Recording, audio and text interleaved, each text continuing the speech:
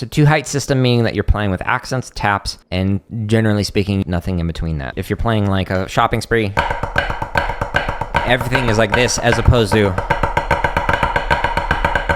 which you might see more of in like a concert percussion. So in a two height system, there are basically 4 different stroke types. You have a stroke that starts up and ends up. This is a legato stroke for higher notes in the two height system. You also have a stroke that starts up and ends down. So it's a downstroke. So it starts here, ends here. All you're doing is just stopping your wrist from moving and closing the space. You're not squeezing the hands to be able to get that change in height. So it doesn't like fly out of your hand like this. You're just simply closing the space without squeezing in your hand. The next stroke that you have is another legato stroke, but it's for the taps. So this is your tap stroke. And so it starts down and it ends down. And then finally, the last stroke that you have in a two height system is one that starts down and ends up. So this is an upstroke. So where you hit here and you have to use the rebound and kind of pull up to be able to get this one playing it. So if you do an exercise that is 2 up, 2 down, you'll actually go through all 4 different stroke types, where it's up, up, up, down, down, down, and down, up. So